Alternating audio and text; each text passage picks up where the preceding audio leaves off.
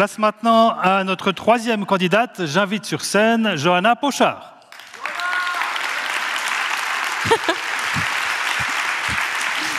Bonsoir. Bonsoir. Bienvenue. Johanna, vous avez grandi ici, à Boudry, sur le littoral neuchâtelois. Vous avez fait vos études ici. Vous êtes désormais doctorante ici. Et vous vous intéressez particulièrement au patois que l'on parlait à l'époque, ici, en comparaison d'autres manières d'utiliser le franco-provençal. Comment ça va ? Un peu stressé, mais ça va. Tout va bien se passer. Votre directeur de thèse, il est aussi ici. Il s'agit de Mathieu Avanzi, professeur en dialectologie et études du français régional. Et le titre de votre thèse, je vais essayer de ne pas l'écorcher, il est ici. Écrire en patois au XIXe siècle à Neuchâtel, étude sociolinguistique du Canto des Tsileux, un roman franco-provençal manuscrit. Johanna Pochard, on va regarder une petite vidéo afin de faire encore plus ample connaissance avec vous. Et nous allons voir que vous cultivez des passions multiples. On regarde.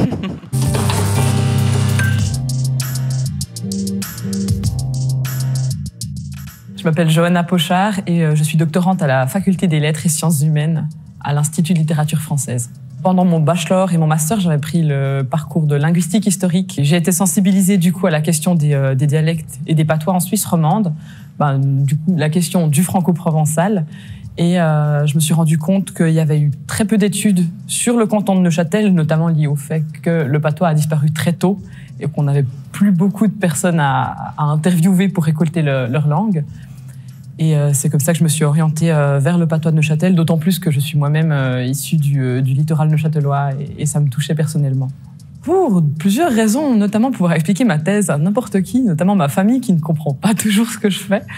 Et aussi, effectivement, pouvoir ouvrir ce sujet du patois en Suisse romande, du franco-provençal, à un public plus large, car souvent, peu de monde savent qu'on a parlé une autre langue dans le canton de Neuchâtel ou en Suisse romande, par le passé, en fait. C'était assez marrant, parce qu'en plus, j'ai fait ça avec une de mes amies de linguistique. Et on vit donc ça ensemble, on fait les exercices ensemble, on s'entraîne ensemble. Et je ne vis pas du tout ça comme si on était en concurrence, même si c'est le cas, parce que c'est genre juste une expérience humaine en dehors de genre juste gagner un prix. C'est complètement secondaire. Ce qui est vraiment sympa, c'est de pouvoir partager du temps avec d'autres doctorants. Et c'était aussi pour ça que j'ai voulu faire ça, c'est le partage. Mais c'est vrai que c'est ça qui est central dans ma préparation, donc j'aime beaucoup ça. J'ai vraiment beaucoup apprécié mes études ici, d'une part parce que c'était quand même proche de chez moi. J'ai passé des bons temps, que ce soit en hiver, en été, on est toujours bien dans ce petit bâtiment de la Faculté des Lettres. Et puis les gens sont vraiment sympas en général. Et on peut pas échapper à la proximité. Les gens sont proches les uns des autres, que ce soit les profs, les assistants. Il y a toujours quand même beaucoup de contacts. Ça m'a beaucoup apporté, je trouve, au cours de mon bachelor et de mon master. J'ai vraiment facilement rencontré plein de gens qui étaient motivés par les mêmes sujets que moi. Et je pense que c'est aussi ça qui m'a fait un peu rester dans le coin, outre le fait qu'il y a un centre de dialectologie. Et que, par conséquent, comme je fais de la dialectologie, ça me paraissait quand même pertinent de rester un peu dans les parages pour faire cette thèse.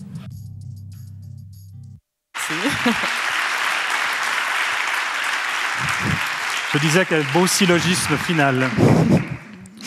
Johanna, merci beaucoup pour votre générosité. Est-ce que vous vous sentez prête ? Absolument. C'est parfait. La scène est à vous. Merci.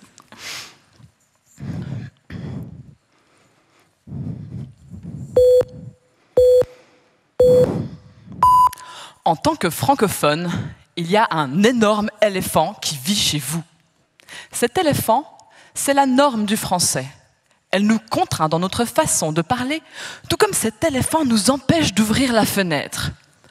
On la connaît mieux sous le nom d'orthographe, de grammaire, d'exception, bijou, caillou, chou, genouille, boujoujou-pou.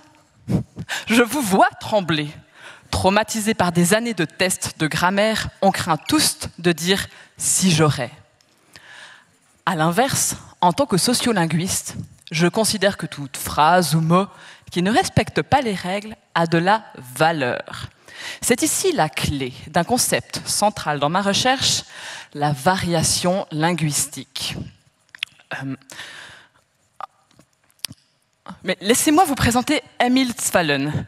En 1890, il vit à La Chaux-de-Fonds, parle français et cohabite donc avec cet éléphant. Il écrit alors un texte, non pas en français, mais en franco-provençal. C'est la langue locale qu'on parlait encore en Suisse romande il y a 200 ans. Contrairement au français, cette langue n'a pas de loi contraignante à suivre pour l'écrire. Pas de grammaire, pas de Becherel, pas d'académie. Émile est donc un peu emprunté. Il ne peut se raccrocher à rien de connu pour écrire son texte. Rien vraiment? Non, il y a toujours l'éléphant. Le français l'influence naturellement lorsqu'il écrit patois. Parfois, il le tolère et laisse la fenêtre fermée. Il va donc écrire des mots franco-provençaux comme en français, ou presque. Par exemple, la fenêtre, la fenêtre, avec le circonflexe du français. Mais parfois, il s'affirme. Il refuse que cet éléphant lui bouche la vue. Il va donc le pousser un peu et écrire des mots sans se soucier du français. La fenêtre, sans le circonflexe. Ce qui est fascinant, c'est que ces deux formes cohabitent. C'est de la variation. Et c'est la signification de cette variation qui m'intéresse.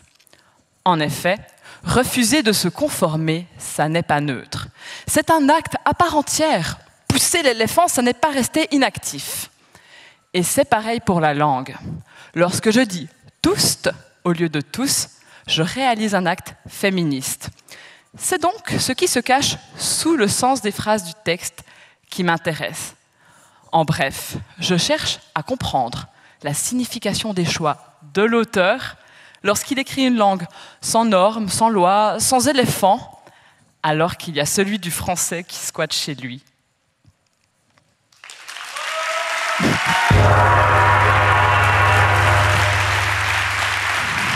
Bravo, Johanna. Merci. Soulagé après avoir fait l'exercice? Vous auriez apprécié 9 minutes de plus pour nous en parler encore, on sent la passion. On aurait pu continuer un peu là.